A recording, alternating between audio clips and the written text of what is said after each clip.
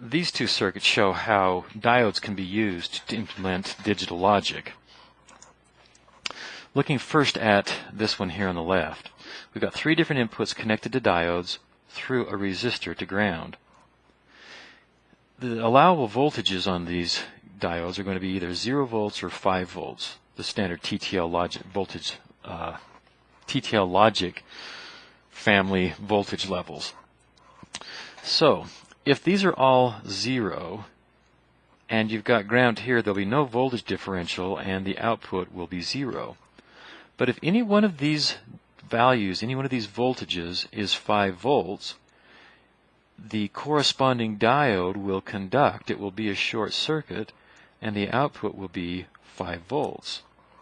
Now if this one is 5 and V sub B and V sub C are 0, we'd have 5 volts here,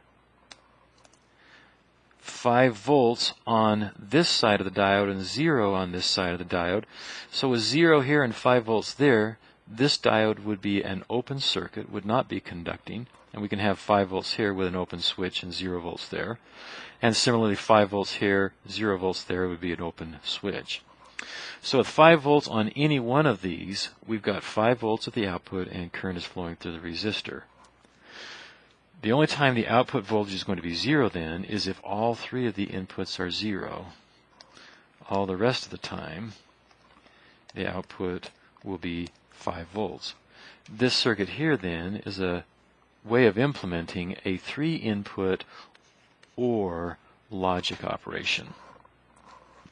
Now, over here we have kind of just the opposite situation. Over here, in this circuit, the resistor was tied to ground. Here the resistor is tied to 5 volts. So anytime current is not flowing, the output is going to be 5 volts. Here, anytime the current was flowing, the output was 5 volts.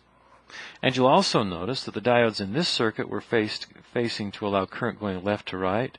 Here the diodes are connected so that current can flow from right to left.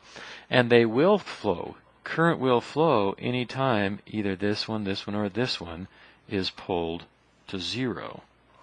Because under those circumstances we have a path to ground.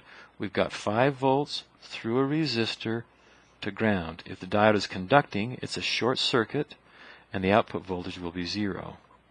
To say it one last time, if any one of these is 0, you'll have a short circuit to the output and the output will be 0. Current will be flowing, the voltage will drop across the resistor. But if none of these are conducting, there will be no current through the resistor, and the output will be pulled up to 5 volts. So this is going to be 0 anytime one of these voltages is 0. And the only time it's going to be 5 volts is when all of these are 5 volts. So our output then for all combinations of V sub A, V sub B, and V sub Z that involve a 0, the output will be 0. And only when all 5 of these are pulled high, so if there is no path to ground, then under that circumstance the output will be 5.